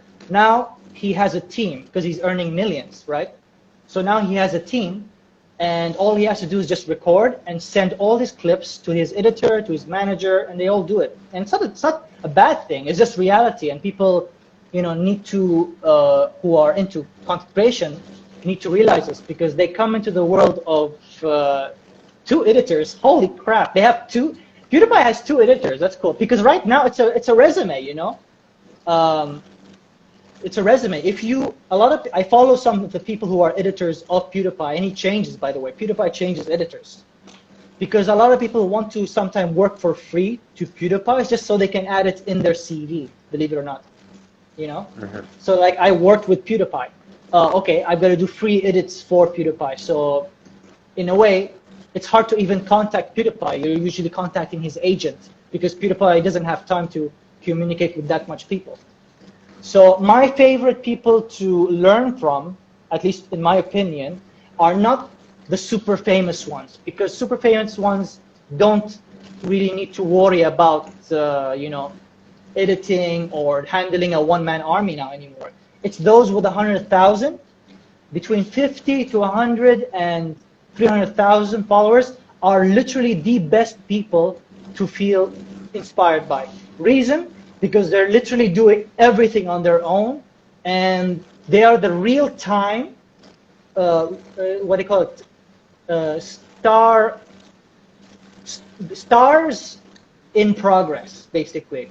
They're genuinely stars in progress. They're genuinely people that are growing without us knowing the painful things they're doing, the sacrifices they're doing. So that's my advice, because that's the people that I learn from the most, because they're the realistic people for me. I have no team. So not the over-popular one, basically. Yeah. No, not over. You don't need that. You want something realistic. You want something that can really inspire you in terms of, I want to reach there. Who do I need to learn from? Because listening to someone going through in the early stages is the most best thing ever. So PewDiePie in his first 1 million or first 500,000, those were the golden days, because you could literally genuinely see all the efforts that he really did everything in his power to build. Like the organic power, basically. Yeah. So this is the organic, process that we all come to love and respect. So it's not that I'm saying that I don't respect them now. It's just that I'm looking at something of a Genuine workflow. and heartfelt. Yeah, of a workflow that I want to, absorb and learn from. So I want to, like, okay, this guy is having a burnout because of this. This guy is hiring an editor through this community of Reddit. So you can see that some of these you can learn from their own progress. Yeah, basically. some of these YouTubers that are like starting fresh at 50,000, 100,000. I have a few friends that are like 200,000. They're giving amazing tips that works now. That doesn't work 5 years ago. That doesn't work 10 years ago. It's obsolete, but it works now. So these tips are usually, they tend to be only working during the first, I don't know, around 3 years, and then things change. You know why? Because policies change. YouTube, Policies change, yeah. Algorithm changes, the platform changes, the people changes, the trend changes. A lot of things change. The internet is so fast, it's insane. So, sorry, I think we need to jump to the next questions before the phone dies. I mean, it's charging now, but I want to make sure that I'm. Do you want to read the next question? On my side? Yeah. Yeah. So one person asked, hang on a sec. Uh-oh, covering it. Okay, this is cute. Do you miss cons? Basically, miss cons. Cons. Do you miss cons? Simple. Yeah. I miss conventions to death, and you notice us talking from the start about it. I miss, being myself at my fullest. I'm an introvert, I'm an outgoing introvert. A lot of people think I'm very, very outgoing, but I'm not. I'm fine where I'm at in a tiny room, but it's just so refreshing for me to just go out and say, hey. Every once in a while, Every once in a while, I the want same to. freaks.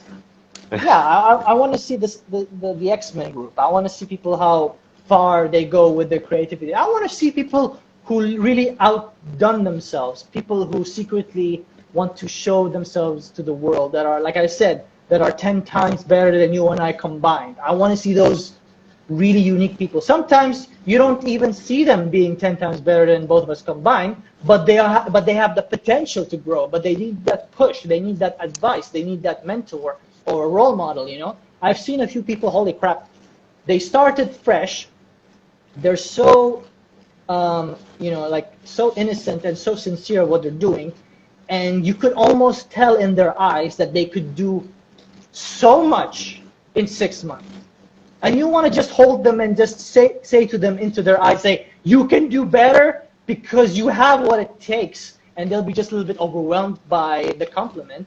And then you'll see them going home with something to think about. Like, holy crap, I know I can do this. This is something I can do. Because did you ever witness that? Like, did you ever witness some? Yeah, definitely. Yeah. Some people, they just need that push because they rarely have a supporting group at home telling them, hey, what you're doing is amazing. Am I right? Like, I don't come back home thinking my father will tell me you need to do better because you can. My father would just say, why are you looking like a clown? You know, it happens. So you get these compliments at a convention, usually, you know? So, yeah, that's my question. You want to ask the other questions on your side? Yes, I have one more question. It says cosplay in the time of Corona and best source of memes. Okay, so it's a two-in-one basically. Um, the first one is just cosplay in the time of Corona, and the second one is the best source of memes. Cosplay in the time of Corona, like, how do you take advantage of the lockdown or the quarantine or the lack of conventions right now? And cosplay, how do you do that? I think from my side, I'm gonna go ahead and answer it first. Sorry. From my side, when it comes to cosplay, like, I think that the best thing to do right now is if for those who have free time, like for those who actually have a lockdown, unlike us, you can use this time to to be resourceful, to use everything that you have. Don't spend money, don't spend any money, and use what you have to create something that you would enjoy watching, and your viewers enjoy watching. You have a cosplay at home, edit it, put something on it, try to improvise, try to work with something that you've never done before. Style a wig, for example. It's really good to be very resourceful because that's what matters the most. And that's what most beginner cosplayers use. That's how everyone starts, with whatever they find around the house. So I think it's a good thing. It's bad because you're not exposed to people, you're not exchanging, you're not meeting new people, you're not making friends. You can make friends on Instagram because it's trending right now. Cosplay online on TikTok, on Instagram, it's very trending. So it's a really good time. You know, it's a really good time for cosplay. It's a peak for cosplay, basically. Yeah, I mean, That was my answer. What's your answer? that's good answer. It's pretty much that, except it's interesting that people like that ask. It's usually those who tend to be, you know, introverted, asking that question. So it's like it's your being at home. It's your source of energy, of inspiration. So it's time for you to just Yeah, go from your all comfort out. zone. Yeah, and go all out in preparing.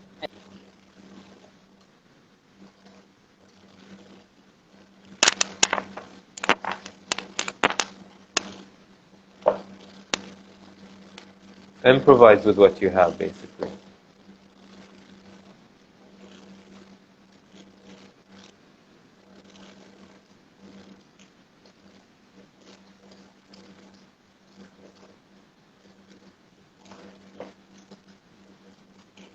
Don't want Is to. it just me or you're lagging? I'm fine on my end. Let's ask the I viewer. think you're lagging. Is Asa lagging? Are we lagging? Am I lagging? Let's wait and see.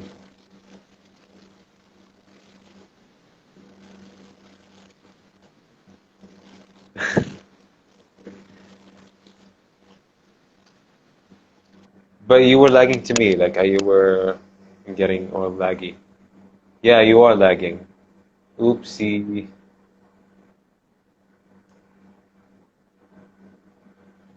I'm okay? Oh. Yeah, we can take a second break. Yeah, we'll come back.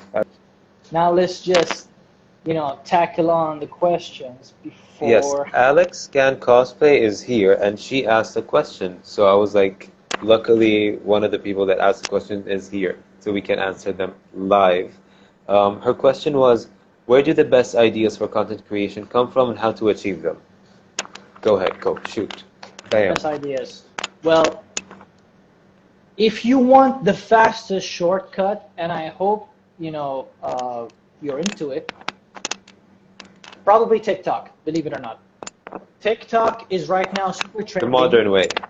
Yeah, I mean, I know maybe you're not into TikTok, but it is super duper trending in a lot of aspects. The way of the algorithm that feeds you the content that you need, it tries its best to cater to you. So if you're enjoying TikTok, then all the trending stuff, you take the best from that, and then you decide what to make of it. If it's comedy aspect, then you try to get inspired and make it your own. That's a good idea. That's what I like about the algorithm. It's very, very friendly. They don't restrict you in terms of monetizing your sponsored ads, so it's safer there. I'd say start there if you can. If not, you want to do it the general way. It needs to communicate with your passion. So if you're into content creation, you need to first ask yourself what makes you happy and how do you want to stand out. Can you ask the question? Can you read the question one more time? Yes, it says, where do the best ideas for content creation come from and how to achieve them? So you answered the first part. Now you should how to achieve them. those. Okay. When you're making the content and you're happy with it, to achieve them is when you give them an output. So try your best to touch all the platform. You see, when it comes to, let's say, Twitter, believe it or not, the audience on Twitter are very, very important. They tend to be more into news format, so take advantage of that. Put a teaser there if it's a video, and then just say, for the full video, follow that link. I do that with Twitter. Same with the Facebook page. I would post there, put a trailer, and then on Instagram, you don't have to touch your feed because the feed tends to be more personal. At least put it on your Instagram story. So there's a strategy going on there, and this is just general. There are more deeper ones like Reddit, and you have the community Facebook, but that's a different topic that needs more in-depth, but that's a general answer. I'm trying my best to keep my answer as short and as effective as possible. So moral of the story is promote yourself as much as possible. Yeah, promote yourself. That's for the second platform. question. Every trending platform if you can, so this way your content shines the most. Okay, I'll answer it quickly as well.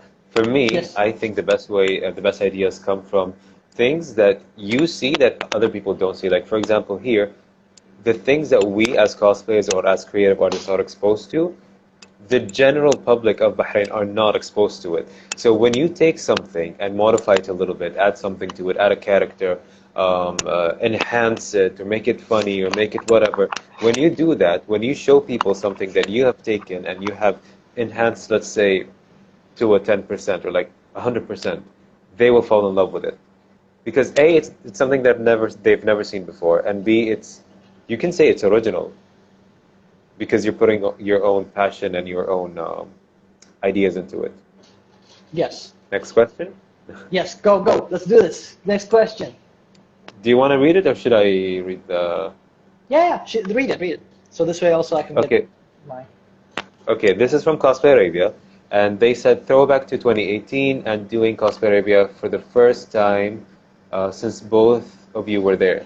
I think they're referring to the launch of Cosplay Arabia, and sadly they're not watching us right now, but big shout out to Cosplay Arabia. The launch was super fun, and I think that it was really cool for this small community of cosplayers here in Bahrain to kind of gather and have a very genuine and a very personal hangout, basically. It was a hangout. We all loved it.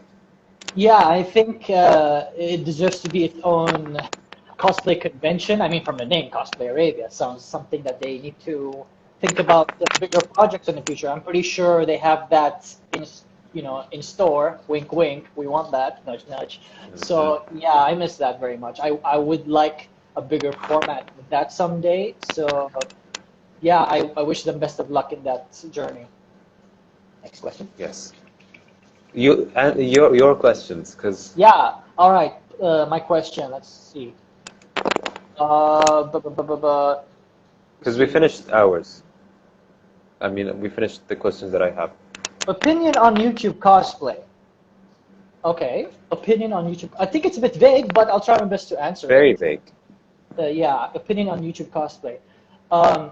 I think it's YouTuber. I'm not sure how I wrote it. Like using cosplay as a content or being a cosplayer on YouTube? Which one exactly? It's interesting because most cosplayers tend to take advantage of TikTok, but I'm going to respect this question. How do you use it into the world of YouTube? Well, it's easy. Comedy sketch, easily. You know, we need more of that. There's so many casual cosplay and comedy sketches on YouTube that I want to, you know, I want to push the professional or just cosplayers in general, you know, the cosplayers to be on a longer format of skit rather than TikTok format, because they have the potential, you know, to give the vision on a, you know, like for example, Smosh, you know, it's a good example. The Smosh, they comedy skits, they cosplay very vaguely sometimes. There are some cosplays they do, like I think they did a comedy skit of Resident Evil 4 Leon, you know, although it was the most, you know, very half-ass attempt at the cosplay. It's like the aim was on the comedy more than the cosplay. But if they can combine the two, whether if it's a fan-made video, whether it's a, I don't know, a short movie of their cosplay, whether it's a music video, whether it's a podcast with their, you know, while in character, you know, it could be a challenge. So I think that would be really cool. This is how you can translate the YouTube cosplay there. So I hope that answers the question. Yeah, there's a, what was the question? I'm sorry, I was reading the comment. The question was opinion on YouTube cosplay. So I think I answered that, I hope. Yeah. Let's just read the next question because, okay, the next question is from Alex again. It says, why do you think normies hate cosplay? I know it's a thing on TikTok, but I still don't understand why. By normies, do you mean like the general public that are not exposed to cosplay, or do you mean the people on TikTok? Which one? Let's answer both. You answer first because I already have the answer. I'm very proud of the answer because I already know that answer. That's why. So go ahead, you first.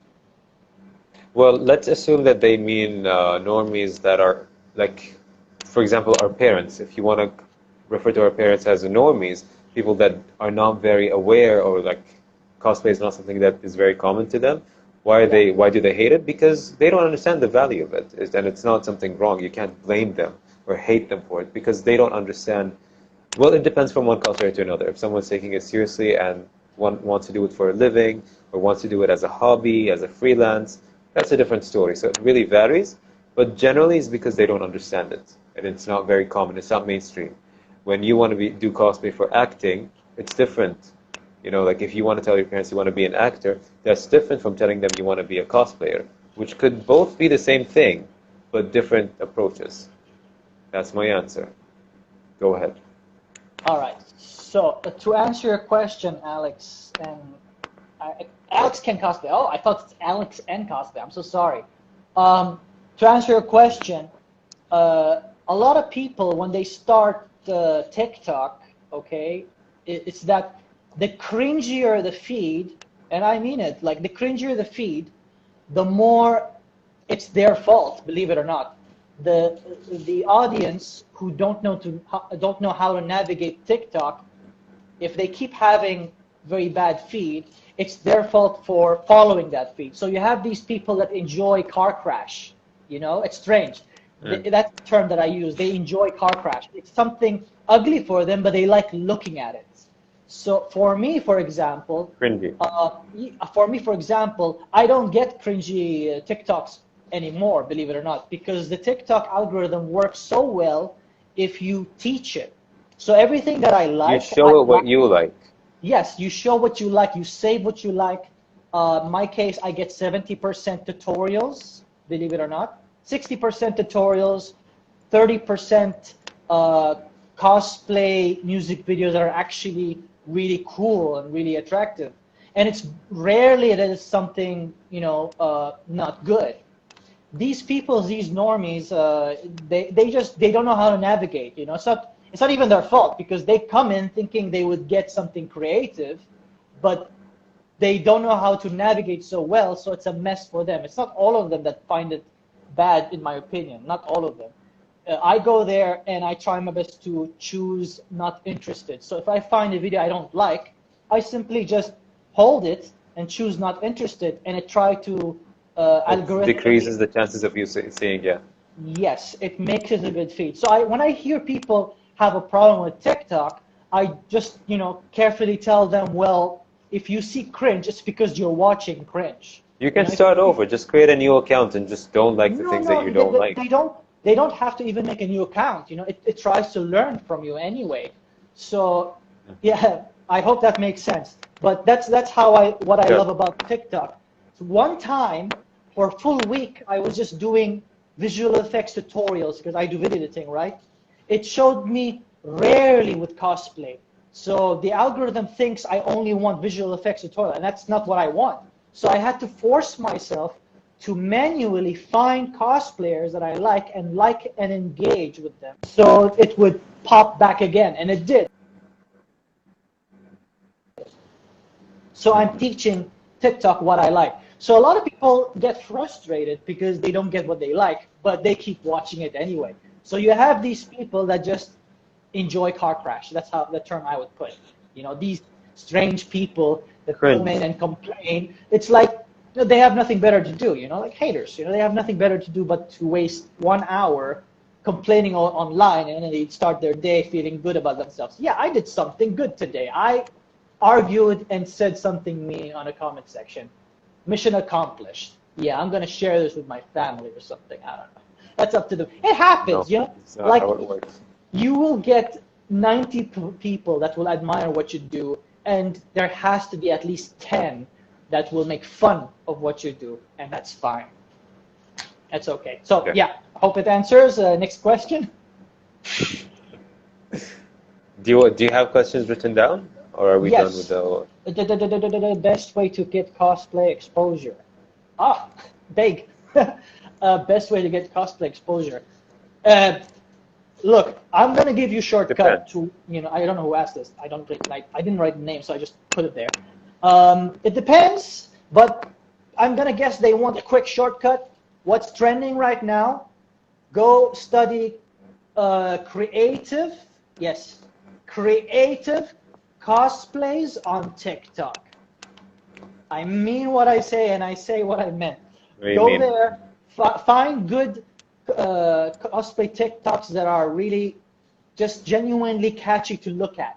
You know, if you learn what they do and you apply it with your cosplay, you'll get exposure so fast, so crazy, more that literally just you know, it kills Instagram in that department, you know. Because I have a question, like, it relates to what you're saying. Like, if you are creating content on TikTok and you eventually want to evolve or want to do better on TikTok, do you have to, like, can you keep going from where you started, or do you have to, like, restart, or, like, you know what I mean, right? Like, if you have content on TikTok, you already have content there, and you want to develop after. No, you keep going. You keep going. Okay. The language is not on your account. The language is on your content.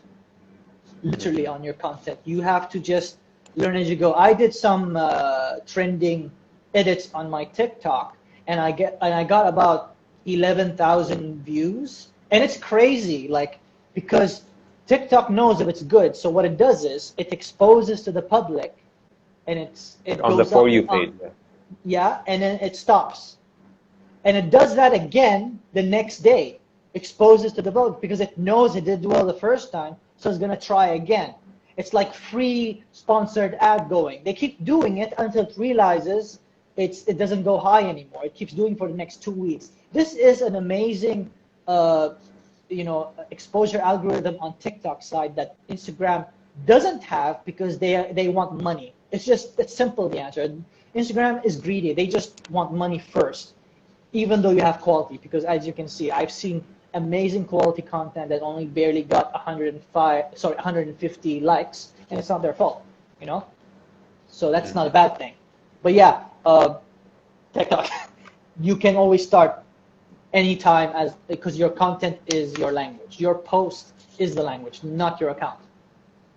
What do you think about the whole TikTok thing being shut down? Like, I heard that it's going to be shut down in the US mainly, but That's what not gonna if? happen. You don't think so? Because never in history they banned an app. Like, this is something like I don't want to get too much into politics. It's very rare. Like, this is something people would have a problem with, you know, like, because it's a very open country for them to do something like that.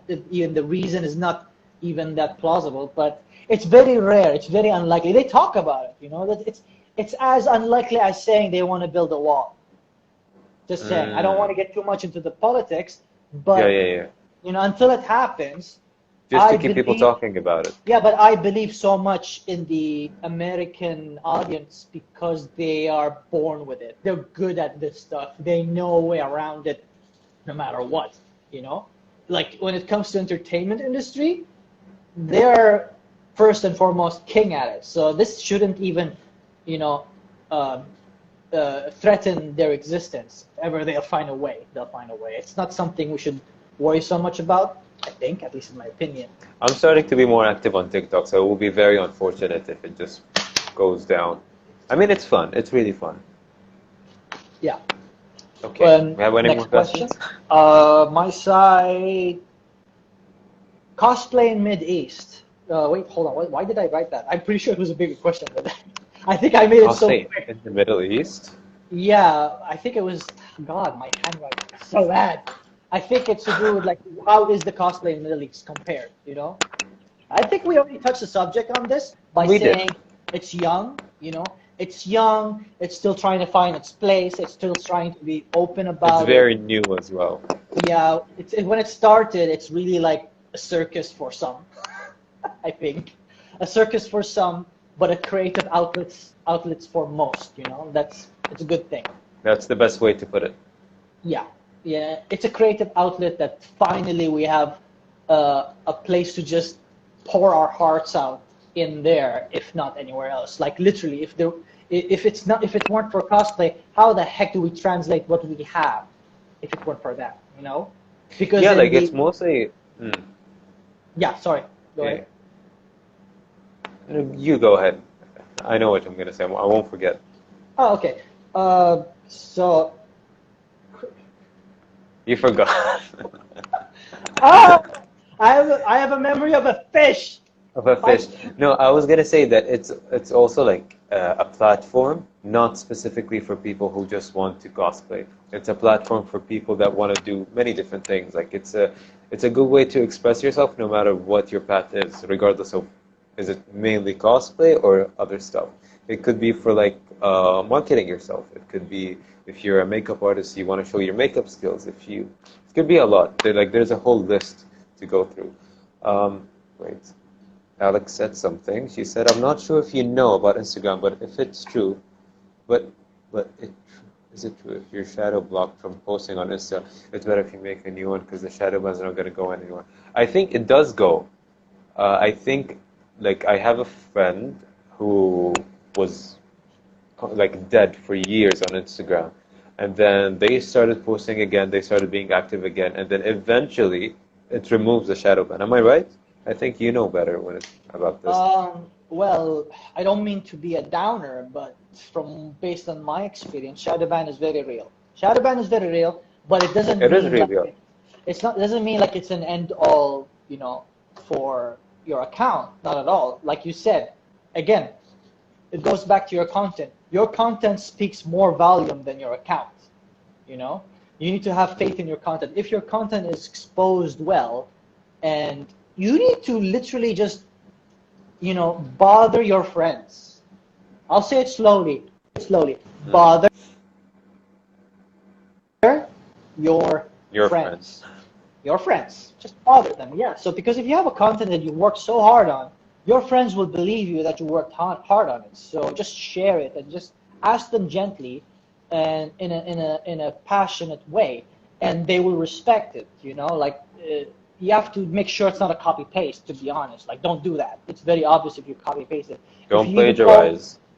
You have to start with their name. Make it personal. Yo, George, I worked on this for a while. I hope if it's okay if you can, check it out, give it a like, comment, if it's all right. Hope all is well. Make it a conversation that takes 5 minutes of your time, if not 2 minutes. So this way, you're not just dropping, because you're your friends. They're there to help you. At least, this is my opinion. So yeah, shadow ban is real, but your content speaks more volume. Believe in your content and consistency. But does it go away? I think that's what they were asking. Like, does it go away? It goes away. Like, if you're it does, right? It goes away. You just need to be consistent. It goes away. All right. Do we have any more questions?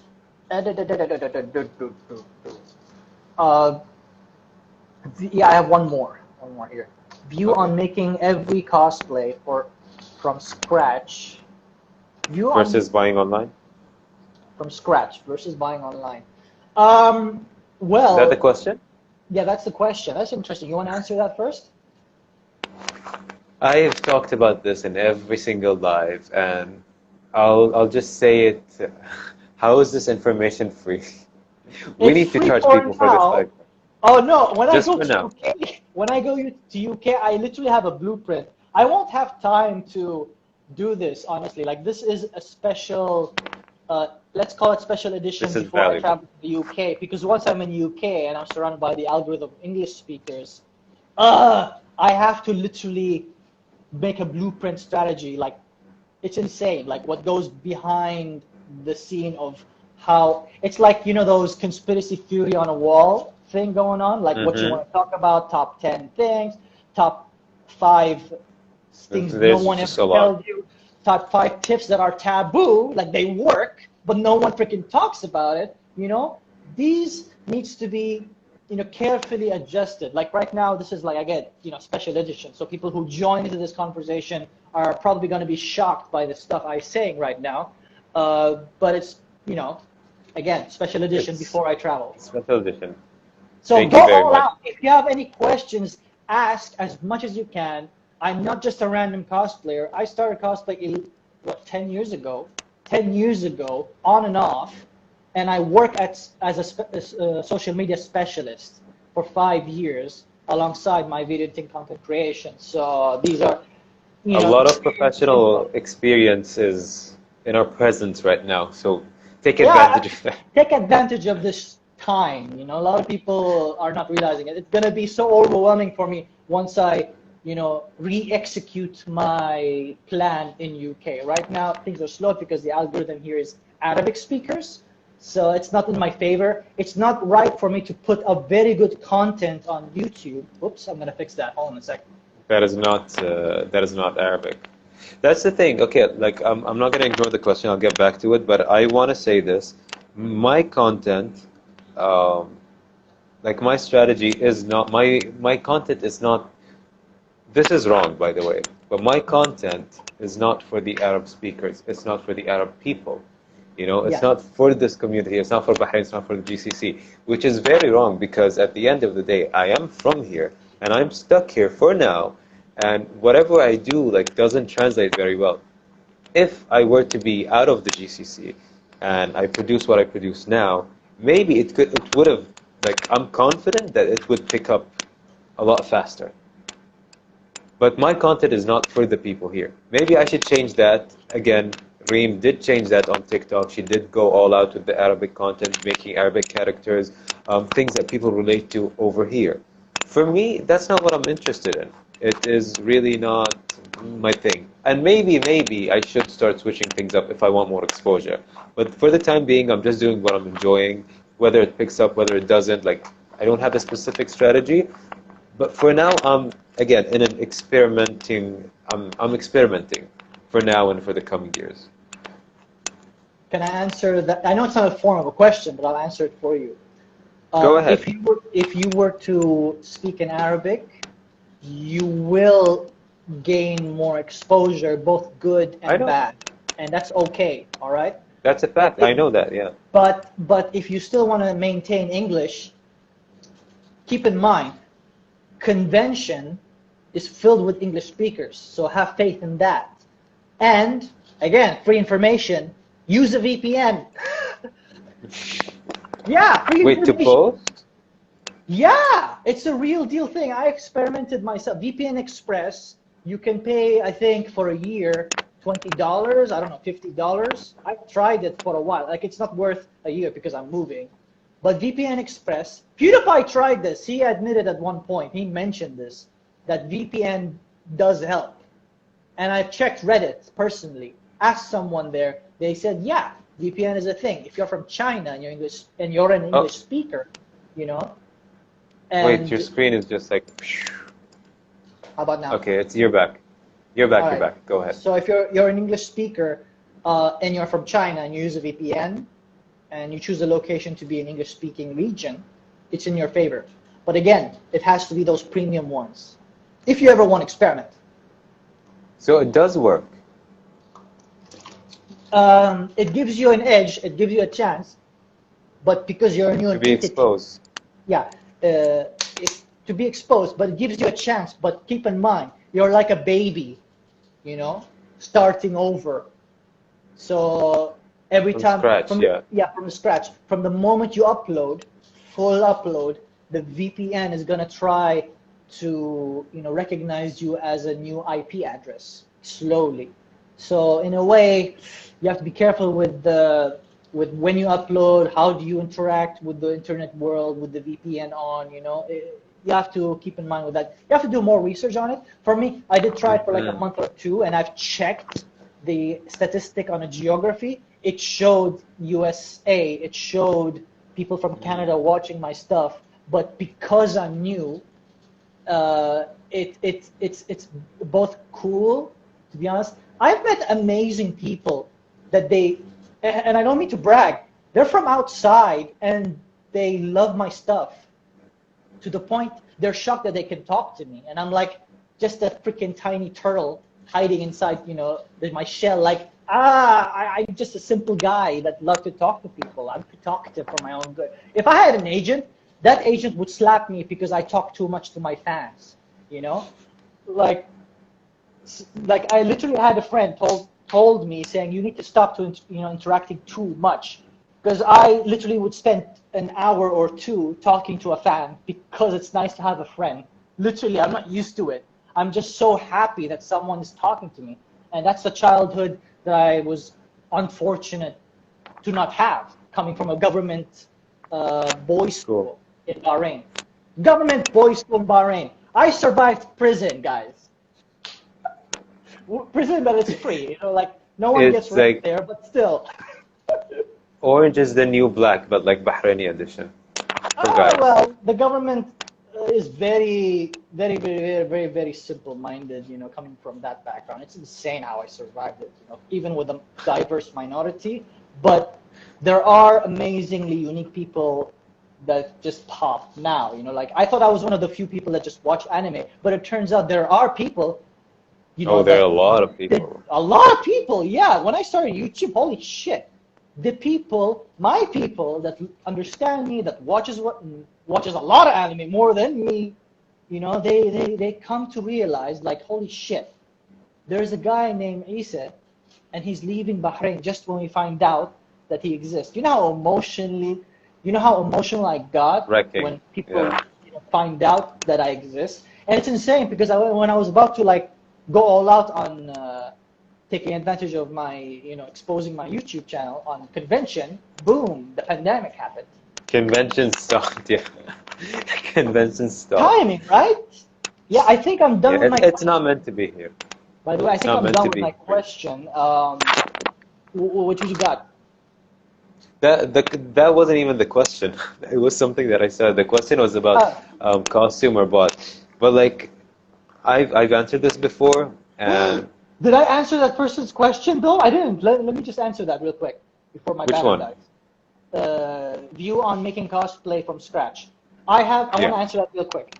I have high respect for people starting from scratch because I swear to you, although it's going to take you a month or 3 just to make one cosplay, everything comes after that is like dirt easy. To the point you'll see people buying stuff online, you would want to stop them and say, hey, why are you wasting money, $200, when I could literally teach you that it could be done, you know, real quick. It's because you have experience now. Because you have experience, you get to have a different, you know, viewpoint on these people. Perspective. Perspective, because you have experience now. You're looking at these people spending up to $500 for something you could make now, you know? And then it gives you an idea as a content creator, I could monetize this. I could make money off of this and sell it 1/5 of the price. Now we're back to a lot of people do that. A lot of people do that. Commissions.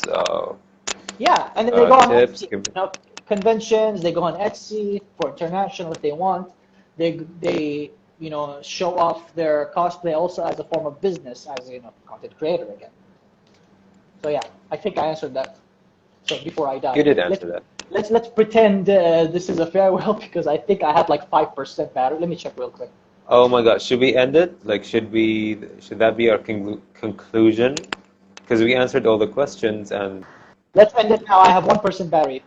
Okay, thank you so much for joining. And we have to end it right here. Thank you so much for being my second guest on my second part of the Awesome Chats. It was very informative. Thank It was you, so everyone. awesome to see you. Yes, it was so awesome to see you again. We're gonna catch up soon before you leave. I'll catch All you. friends on my side, please follow Awesome. And it is amazing to see all your friends on your side. They're so cool, they're so unique, and they all have great questions. Yeah, they're I loyal adore viewers you over here. guys. Yeah, like we're trying our best to be leading the Middle East cosplay towards a new horizon of open-minded, creative approach. So it's happening. This was such a valuable and informative subject. This will definitely go on YouTube. I'll repost it so everyone can see it. So again, thank you so much, Asa, for joining, and thank you for all the valuable tips and advice and every single thing that you've spilled. The free information, basically. Thank you so much. I hope it helped everyone. Love you all. Yes, definitely. Okay, good night. Night. Bye, everyone. Bye-bye. Go charge your phone. Yeah.